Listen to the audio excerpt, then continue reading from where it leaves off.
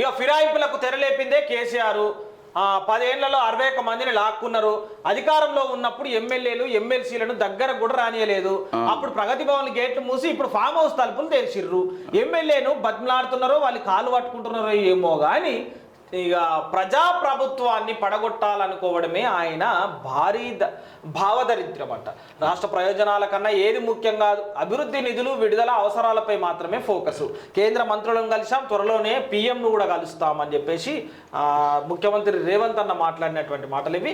MLA Sanjay చేరికలో సమన్వయ లోపం. ఢిల్లీలో మీడియా సమావేశంలో సీఎం రేవంత్ రెడ్డి కేసీఆర్ ఓటమి నా సీఎం కళ ఒకేసారి నెరవేరాయి అని చెప్పి రేవంత్ అన్న మాట్లాడినటువంటి మాటలు. తెలంగాణ రాష్ట్ర కాంగ్రెస్ పార్టీ నుంచి ఉన్నటువంటి ముఖ్యమంత్రి రేవంత్ రెడ్డి చివరిగా ఆయన అనుకున్నటువంటి ఒక కోరిక ఉండే ఏమని, నేను ఎట్లా పెట్టి సీఎం కావాలి, ఈయన సీఎం అయిన కేసీఆర్ని ఓడగొట్టి నేను సీఎం కావాలి, రెండు ఒకటేసారి.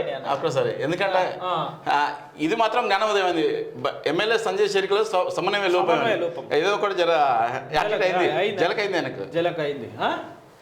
ఇక కేసీ వేణుగోపాల్తో ముగిసిన డిస్కషన్, నేడు కార్గేతో సమావేశం. ఢిల్లీలోనే రేవంత్ భట్టి కేబినెట్ విస్తరణ, పీసీసీ చీఫ్ ఎంపికపై చర్చలు, చేరికలు, సంస్థాగత మార్పులపై సైతం సీనియర్లను సముచిత స్థానంపై పట్టు. సీఎం వరంగల్ టూర్ రేపటికి వాయిదా.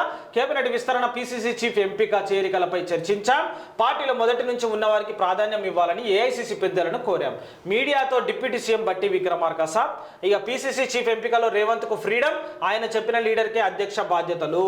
బడ్జెట్ సెషన్ లోపు అనౌన్స్, మంత్రులు ఆశిస్తే మినిస్టర్ పోస్టు ఉండదు.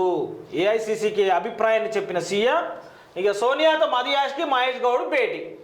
అది వీళ్ళు ఎందుకు భేటీ మరి? ఇప్పుడు సీఎం రేవంత్ రెడ్డి ఆయన ఎవరనుకుంటే అది అయిపోతుంది, నో డౌట్. అంతిమంగా జరిగేది అదే.